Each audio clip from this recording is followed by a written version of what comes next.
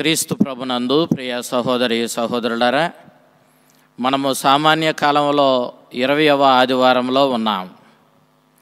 ఈనాటి దివ్య గ్రంథ పఠనాలు మొదటి పట్టణము ఇర్మియా గ్రంథం 38వ అధ్యాయం 4వ వచనం నుంచి 6వ వచనం వరకు, మరియు 8వ వచనం నుంచి 10వ వచనం వరకు. సువిశేషం లూకా శుభవార్త 12వ అధ్యాయం 49వ వచనం నుంచి 53వ వచనం వరకు దేవుని వాక్యాన్ని మనం ఆలకించాం. ఇర్మియా ప్రవక్తను దేవుడు తన 22వ ఏటే తన సందేశాన్ని అందించడానికి పిలుచుకున్నాడు. ఇర్మియా ప్రవక్త దేవుని అశ్రద్ధ చేస్తూ రాజకీయాలపై మనసు పెట్టి దేవుణ్ణి దేవాలయంలో అర్పించే బలులకు మాత్రం పరిమితం చేస్తూ ధర్మశాస్త్రాన్ని పాటించకుండా తమ ఇష్టారాజ్యంగా జీవిస్తూ ఆర్థిక అభివృద్ధి కోసం పాటుపడుతూ ఎంతసేపు ఈ లోక సంబంధమైన వ్యామోహాలతో సతమతమవుతూ దేవుణ్ణి నిర్లక్ష్యం చేస్తున్నటువంటి యోధా దేశ ప్రజలకు తన సందేశాన్ని అందించమని దేవుడు పిలుచుకున్నాడు. ఇర్మియా ప్రవక్త దేవుని సందేశాన్ని యోధ ప్రజలకు అందించాడు. కానీ యోధ ప్రజలు ఇర్మియా సందేశాన్ని తిరస్కరించారు. ఇర్మియా ముఖ్యంగా 2 సందేశాలను అందించవలసిన వాడై ఉన్నాడు. ఒకటి, మీరు హృదయ పరివర్తన చెందండి, మిమ్మల్ని మీరు దేవాలయంలో బలులర్పించినంత మాత్రాన దేవుడు మాతోనే ఉండి మమ్మల్ని రక్షిస్తాడులే అని ధర్మశాస్త్రాన్ని అశ్రద్ధ చేస్తూ జీవిస్తూ మిమ్మల్ని మీరు మోసగించుకోకండి. మీరు దేవుని వైపు మరలి ధర్మశాస్త్రాన్ని పాటించండి, దేవుని ఆజ్ఞలను పాటిస్తూ దేవుని యొక్క చిత్తానికి విలువనివ్వండి. ఆ విధంగా మీరు దేవునికి ప్రాధాన్యతనిచ్చి జీవిస్తే తప్పకుండా దేవుడు మీరు హృదయ పరివర్తన చెందిన విషయాన్ని గమనించి మీకు రానున్న శిక్ష నుండి మిమ్మలను విడుదల చేస్తాడు, మీకు శిక్షను రానివ్వకుండా కాపాడతాడు, మిమ్మల్ని రక్షిస్తాడని చెప్పి ఇర్మియా ప్రవక్త ప్రవచించాడు. అప్పటికే ఆర్థికంగా అభివృద్ధి చెంది చుట్టుప్రక్కల దేశాలతో సంబంధాలు కలిగి ఇష్టారాజ్యంగా జీవిస్తున్న యోధ ప్రజలకు దేవుడు మమ్మల్ని శిక్షించడు అని గర్వంతో విర్రవీగుతూ ఉన్నటువంటి యోధ ప్రజలకు ఇర్మియా ప్రవచనాలు ఏ విధంగానో చెవికెక్కలేదు. అంతకుముందు ఇశ్రాయేలు దేశం బానిస దేశం అయ్యింది. అప్పటికి కూడా యోధ ప్రజలకు కనువిప్పు కలగలేదు. ఇశ్రాయేలు బానిసగా మారింది, కానీ దేవుడు యోధాను బానిసగా మార్చడు. ఎందుకంటే దేవుడు దావీదుకు వాగ్దానం చేసినట్లు దావీదు వంశస్థులందరూ యోధాను పరిపాలించుకుంటూ ఉండగా నీ రాజ్యానికి అంతమే లేని రీతిలో నీ రాజ్యాన్ని నేను కాపాడతానని చెప్పి దేవుడు వాగ్దానం చేశాడు. కాబట్టి ఇక యోధాకు డోకా లేదు, యోధాను దేవుడు కాపాడతాడు. మనం చేయాల్సిందల్లా ఏంటంటే దేవాలయానికి వెళ్ళి దేవునికి బలులర్పించడమే. తప్పకుండా ఈ బలులు మనల్ని కాపాడతాయి అని చెప్పి యోధ ప్రజలు గట్టిగా నమ్మారు. అలాంటి పరిస్థితిలో ఇర్మియా ప్రవక్త చెప్పిన ప్రవచనాలు యోధ ప్రజలకు ఏ విధంగానూ రుచించలేదు. వాళ్ళు ఆయనకు ఎదురు తిరిగారు, తిరగబడ్డారు, ఇర్మియాను అంతమొందించడానికి కుట్రలు పన్నారు. ఇర్మియా తన జీవితంలో దేవుని సందేశాన్ని అందించినందుకు అనేక కష్టాలను బాధలను ఎదుర్కోవలసి వచ్చింది. ఇక 2వ సందర్భం క్రీస్తు పూర్వం 588వ సంవత్సరంలో జరిగింది. అప్పటికే యోధ ప్రజల్లో ఎలాంటి మార్పు లేదు కాబట్టి దేవుడు రానున్న శిక్షను వారి మీదకు తెచ్చాడు. బబిలోనియా వాసులను ప్రోత్సహించి వాళ్లను యోధా మీదకు దండెత్తి వచ్చేలా చేశాడు. బబిలోనియులు వచ్చి యెరూషలేమును చుట్టుముట్టారు. ఆ సందర్భంలో యోధవాసులు, మరి ముఖ్యంగా సైనికులు, రాజు కుటుంబానికి చెందిన వాళ్ళు, రాజోద్యోగులు, వీరందరూ ఏకమై మనము ఐగుప్తును సహాయం అడుగుదాం, ఐగుప్తు దేశం తప్పకుండా మనకు సహాయపడుతుంది అని చెప్పి ఐగుప్తుని సహాయం అడగడానికి సంసిద్ధమయ్యారు.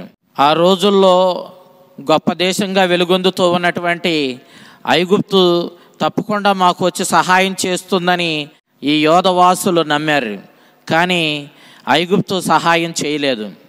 ఈ సందర్భంలో మరలా యిర్మీయా ప్రవక్త యోధవాసులను ఉద్దేశించి, మీరు ఐగుప్తును నమ్మడమేలా, మీరు దేవుణ్ణి నమ్మండి, దేవుని సహాయం అడగండి. అంతేకాదు మిమ్మలను చుట్టుముట్టి వచ్చినటువంటి ఈ బబులోనీయులతో మీరు సంధిని ఏర్పరచుకోండి. మీరు వారితో ఒక ఒప్పందాన్ని ఏర్పరచుకొని యుద్ధానికి వెళ్లకుండా మీరు వారితో చేసుకున్న ఈ సంధితో బయటపడండి అని చెప్పి వారికి సూచించాడు. కానీ యిర్మీయా ప్రవక్త చెప్పినటువంటి దేవుని సందేశం యోధవాసులకు రుచించలేదు. ఈ సందర్భంలో కూడా వారు, మేము అనేకసార్లు అనేక దేశాల మీద యుద్ధాలు చేసి గెలిచాం, మేము ఖచ్చితంగా ఈ బబులోనీయుల మీద కూడా యుద్ధం చేసి వీళ్ళను ఓడించగలుగుతాం, కాబట్టి మేము ఎవరితోనూ సంధి చేసుకోవాల్సిన అవసరం లేదు, మేమే ఈ బబులోనీయులను ఎదిరిస్తామని చెప్పి వాళ్ళు కంకణం కట్టుకున్నారు. ఆ సందర్భంలో మరలా యిర్మీయా ప్రవక్త వాళ్లను హెచ్చరించాడు. పూర్వం మీరు ఇతర శత్రురాజులను జయించారంటే కారణం సైన్యాలకు అధిపతి అయిన యావే మీకు తోడుగా ఉన్నాడు, కాబట్టి మీరు యుద్ధాలలో గెలిచారు. కానీ ఈనాడు పరిస్థితి ఆ విధంగా లేదు. ఆయన తన ప్రవక్త ద్వారా ఎంత హెచ్చరించినా మీలో మారు మనస్సు లేదు, మీరు హృదయ పరివర్తన చెంది దేవుని వైపు మరలలేదు, దేవుణ్ణి నిర్లక్ష్యం చేస్తూ మీరు ఇష్టారాజ్యంగా పాపములో బ్రతుకుతూ మీరు మీ జీవితంలో యావేను కోల్పోయారు. కాబట్టి ఈ యుద్ధంలో మీరు ఖచ్చితంగా చాలా ప్రమాదాన్ని కొని తెచ్చుకుంటారు, యుద్ధానికి వెళ్ళకండి, సంధిని ఏర్పరచుకోండి అంటూ యిర్మీయా ప్రవక్త సూచించాడు. అప్పుడు సైనికులు, రాజుద్యోగులు, రాజు కుటుంబాలకు చెందినటువంటి ఉన్నత స్థానంలో ఉన్న వాళ్ళందరూ యిర్మీయా ప్రవక్తకు ఎదురు తిరిగారు. రాజు ఉద్యోగులైతే యిర్మీయా ప్రవక్తపై దేశద్రోహి ముద్ర వేశారు. కారణం ఏమిటంటే, ఏ దేశమైనా శత్రుదేశం మీదకు యుద్ధానికి వెళుతుంటే ఆ దేశవాసులు వారికి ధైర్యాన్ని నూరిపోసి యుద్ధానికి పంపించాలి, కానీ మీరు ఖచ్చితంగా గొప్ప విపత్తును నెత్తికెత్తుకుంటారు, వారితో యుద్ధం చేయకండి, వారితో సంధి చేసుకోండి, ఒప్పందంతో బయటపడండి అని ఎవరో చెప్పరో. ఆ విధంగా చెప్పడం అంటే ఆ దేశ సైన్యానికి అధైర్యాన్ని నూరిపోయడమే. కాబట్టి దేశ సైన్యానికి ధైర్యాన్ని నూరిపోయడానికి బదులుగా అధైర్యాన్ని నూరిపోస్తున్నటువంటి యిర్మీయా తప్పకుండా శిక్షార్హుడు అంటూ వాళ్ళు యిర్మీయాను పట్టుకొని ఆ రాజప్రాసాదం ప్రక్కనే ఉన్నటువంటి నీరు లేని బావిలో పడవేశారు. వారి ఉద్దేశం ఒకటే, ఈ నీరు లేని బావిలో పడ్డ ఈ ప్రవక్త యిర్మీయా నీరు తిండి లేక ఆకలితో అలమటించి చచ్చిపోతాడు, ఎంతటితో ఇతని పీడ మనకి విరగడవుతుందని చెప్పి ఆ రాజోద్యోగులు ఆశపడ్డారు. అయితే ఈ విషయం పరాయి దేశానికి చెందినటువంటి ఇథియోపియుడైనటువంటి ఎబెద్మెలెకు అనేటటువంటి ఒక రాజు ఉద్యోగికి తెలిసింది.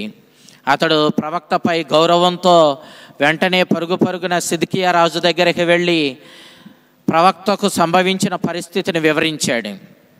అయితే సిద్కియా, నీవే వెళ్ళి ఆ ప్రవక్తను బయటకు తీయమని చెప్పి ఎబెద్మెలెకుకు ఆజ్ఞ ఇచ్చాడు. ఇక ఎబెద్మెలెకు వెళ్ళి ప్రవక్తను ఆ నీరు లేని బావి నుంచి బయటకు తీసుకుని వచ్చి అతని ప్రాణాలను కాపాడాడు. ఇక్కడ యిర్మీయా జీవితాన్ని మనం చూసినప్పుడు అనేక సందర్భాలలో దేవుడు యిర్మీయా జీవితం ద్వారా కూడా యోధ ప్రజలకు సందేశాన్ని అందించాడు. దేవుడు యిర్మీయాను వివాహం చేసుకోవద్దని, బ్రహ్మచారిగా ఉండిపోమని చెప్పాడు. బ్రహ్మచారిగా ఉండడం విషాదానికి గుర్తు. ఇదిగో దేవుడు వారి పాపాన్ని బట్టి యోధవాసులను విడిచిపెట్టాడు. ఇక ఇప్పుడు దేవుడు యోధవాసులతో నివసించడానికి సిద్ధంగా లేడు. కాబట్టి యోధవాసుల బతుకు ఇప్పుడు విషాదంతో నిండిపోయింది అని చెప్పడానికి దేవుడు ఆ విధంగా యిర్మీయాను బ్రహ్మచారిగానే ఉండిపోమన్నాడు. ఇక వేరే సందర్భంలో ఏ విధంగా యోధ దేశము చీకిపోయిన గుడ్డగా మారిపోబోతూ ఉందో సూచించాడు. ఒక కుమ్మరివాని ఇంటిలో తయారయ్యే కుండలను చూడడానికి పంపించి, ఆ కుమ్మరివాడు దేవుడైతే మట్టితో చేయబడినటువంటి ఆ కుండలు యోధవాసులని, కుమ్మరి తన ఇష్టం వచ్చినట్టుగా కుండను మలిచినట్లు దేవుడు కూడా యోధవాసులను తన ఇష్టం వచ్చినట్లుగా మలుస్తాడని, కాబట్టి దేవుని మీద విశ్వాసంతో ఆయన ధర్మశాస్త్రాన్ని పాటించుకుంటూ యోధవాసులు దేవుని మీద ఆధారపడాలి. కానీ దేవుణ్ణి నిర్లక్ష్యం చేయడం, దేవుణ్ణి అశ్రద్ధ చేయడం ఏమాత్రం సమంజసం కాదని, దేవుని చిత్తానికి బద్దులై యోధవాసులు నివసించవలసిన వారై ఉన్నారని ఈ సందర్భంలో ఇర్మియా ప్రవక్త ద్వారా దేవుడు తెలియజేశాడు. అయితే ఈనాడు మనం చదువుకున్న మొదటి పట్టణంలో నీరు లేని బావిలో ఇర్మియా ప్రవక్త పడద్రోయబడడం ద్వారా నీరు ఎప్పుడూ జీవానికి గుర్తుగా ఉంటుంది. అందుకే ఎక్కడ నీరుంటుందో అక్కడ పచ్చదనం, జీవం తొడికెసలాడుతూ ఉంటుంది. కానీ ఈనాడు ఇర్మియా ప్రవక్తను నీరు లేని బావిలో రాజోద్యోగులు పడవేసి శిక్షించారు. అనగా ఇక్కడ నీరు లేని బావిలో పడింది ఇర్మియా ప్రవక్త అనుకుంటే మన విషయాన్ని అర్థం చేసుకున్నట్లు కాదు. నిజానికి నీరు లేని బావిలో పడింది యోధవాసులే, యోధ ప్రజలు. ఆ యోధా దేశం దేవుణ్ణి అశ్రద్ధ చేసి దేవుడు చెప్తున్న సలహాలను నిర్లక్ష్యం చేస్తూ చివరికి యుద్ధానికి వెళుతున్న ఈ తరుణంలో ఖచ్చితంగా ఈ యుద్ధంలో ఓడిపోయి గొప్ప విపత్తును కొని తెచ్చుకోబోతూ ఉంది. ఈనాడు ఈ యోధా దేశము ఎదుర్కోబోతూ ఉన్నటువంటి ఆ విపత్కరమైన పరిస్థితిని నీరు లేని బావి సూచిస్తూ ఉంది.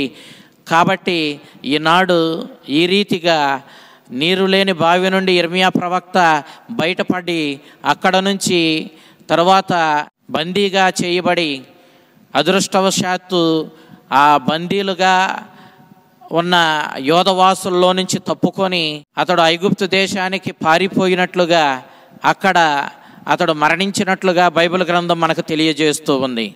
ఈ విధంగా ఇర్మియా ప్రవక్త యోధవాసులను దేవుని వద్దకు నడిపించడానికి అనేక శ్రమలు ఎదుర్కొన్నాడు. అయినా ఇర్మియా ప్రవచనాలను, ఇర్మియా సందేశాన్ని దేవుని సందేశంగా స్వీకరించడానికి యోధవాసులు ముందుకు రాలేదు.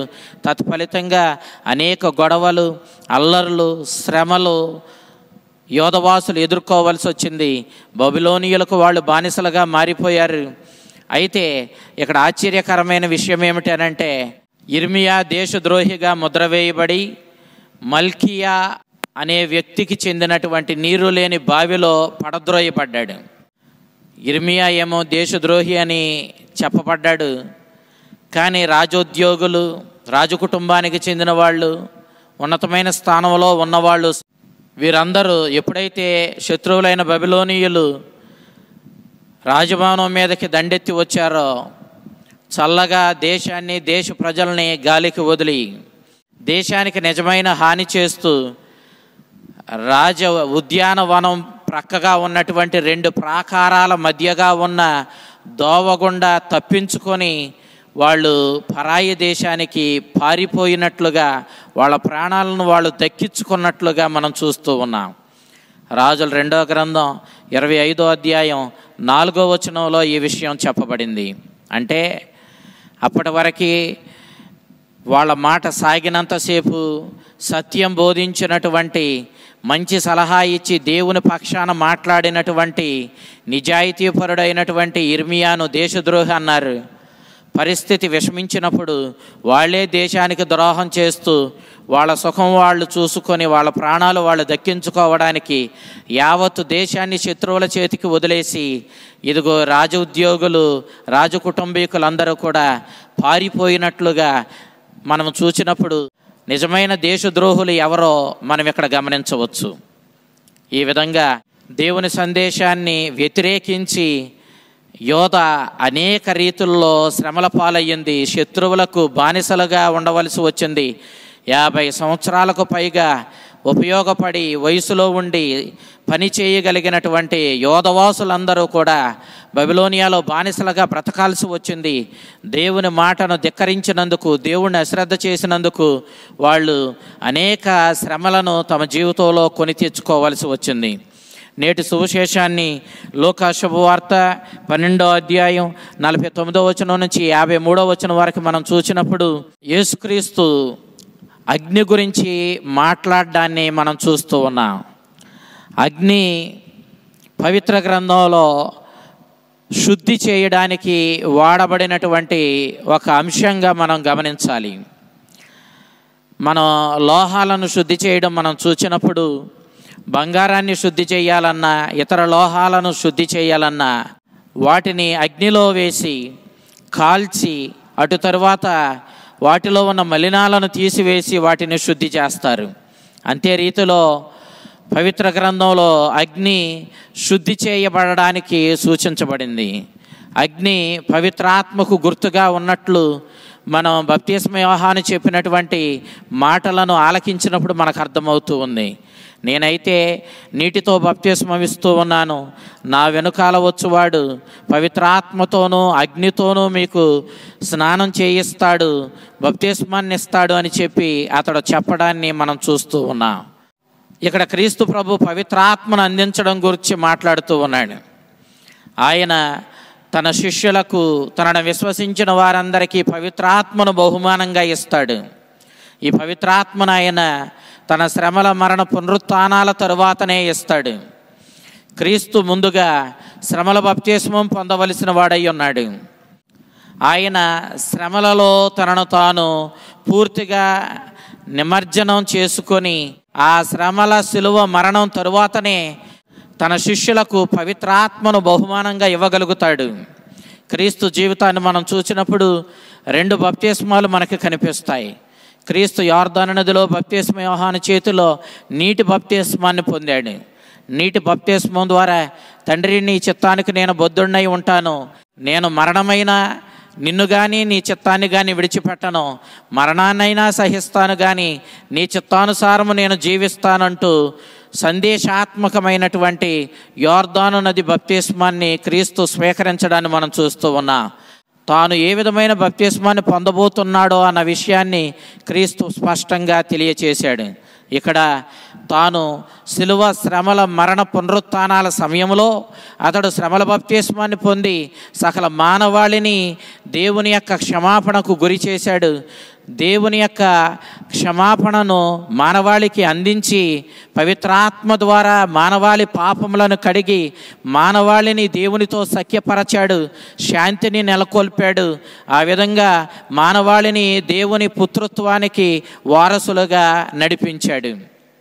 అయితే క్రీస్తు తీసుకొని వచ్చినటువంటి ఈ శాంతి, క్రీస్తు ప్రబోధించినటువంటి ఈ శాంతి సందేశం నిజానికి రానున్న కాలంలో గొప్ప గొడవలకు, గొప్ప విప్లవాలకు, అశాంతికి కారణమవ్వడం నిజంగా ఆశ్చర్యకరమైన విషయమే. ఎందుకనంటే కొంతమంది క్రీస్తు తీసుకొని వచ్చినటువంటి ఈ శాంతి సందేశాన్ని, సఖ్యతతో కూడిన సందేశాన్ని, దేవునితో మరలా ఐక్యపడి సఖ్యపడి దేవుని చిత్తానుసారము జీవిస్తూ దేవుని యొక్క సమస్త ఆశీర్వాదాలకు వారసులుగా జీవించేటటువంటి గొప్ప సందేశాత్మకమైన క్రీస్తుని సందేశాన్ని స్వీకరించే వాళ్ళు కొంతమంది ఉండగా, ఆ సందేశాన్ని వ్యతిరేకించే వాళ్ళు మరి కొంతమంది తయారవుతారు.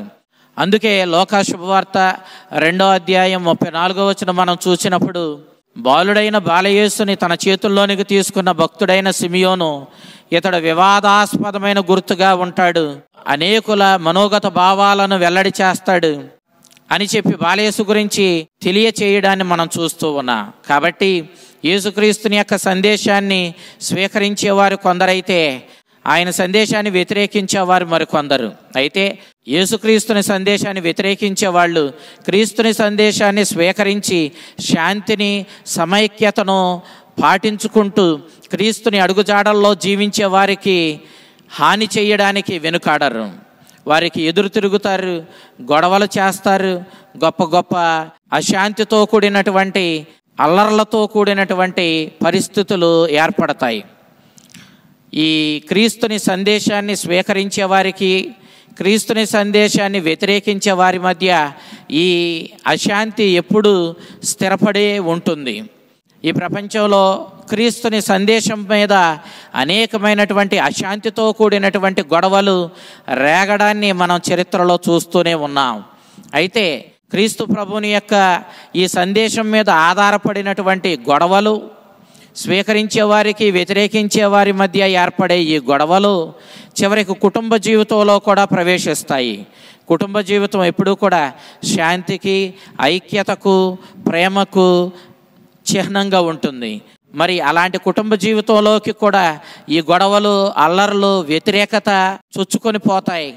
కుటుంబంలోనే కొందరు క్రీస్తుని సందేశానుసారము జీవించడానికి ముందుకు రాగా, మరికొందరు క్రీస్తుని వ్యతిరేకిస్తూ క్రీస్తుని సందేశాన్ని అనుసరిస్తూ జీవించే వారిని తిరస్కరిస్తారు, వారిపై తిరగబడతారు, వారితో గొడవలు పడతారు. ఆ రీతిగా ఈ అశాంతి ఎప్పుడూ నెలకొని ఉండడాన్ని మనం ఈ భూమండలంలో నేటికి చూస్తూనే ఉన్నాం. ఇది మరింతగా ఉధృతం అవ్వడాన్ని కూడా మనం గమనిస్తూనే ఉన్నాం. ఈనాడు ఎక్కడైతే దేవుని సందేశం ప్రకటించబడుతుందో, ఎక్కడైతే దేవుని మార్గం సూచించబడుతుందో, అక్కడ దేవునికి వ్యతిరేకమైన శక్తులు, దేవుని తిరస్కరించేవాళ్ళు, దేవుని సందేశానికి వ్యతిరేకంగా మాట్లాడేవాళ్ళు, వారి మీద తిరగబడడం సాధారణంగా మనం చూసే విషయమే. మొదటి పట్టణంలో దేవుని సందేశాన్ని అందించిన ఇర్మియా ప్రవక్తకి ఎన్ని సమస్యలు ఎదురయ్యాయో మనం చూచాం. అంతే రీతిలో ఈనాడు క్రీస్తు కూడా దేవుని సందేశాన్ని, దేవుని రక్షణ మార్గాన్ని ప్రబోధించి ఎన్ని సమస్యలకు గురి అయ్యాడో, చివరికి ఎంత అవమానకరమైన మరణాన్ని ఎదుర్కొన్నాడో మనం చూచాం. అదే రీతిలో క్రీస్తుని అనుసరించే క్రైస్తవులు, క్రీస్తుని శిష్యులు కూడా క్రీస్తుని ప్రబోధించినందుకు, క్రీస్తుని సందేశాన్ని అందించినందుకు వారు కూడా అనేక రీతుల్లో ప్రజల చేత తిరస్కారానికి గురి అవుతారు, సమస్యలను ఎదుర్కోవలసి వస్తుంది. వాటన్నిటినీ సహించుకుంటూనే క్రీస్తుని మార్గంలో జీవించినప్పుడే మనం విజయం సాధిస్తామని ఈనాటి దేవుని సందేశం మనకి తెలియచేస్తూ ఉంది.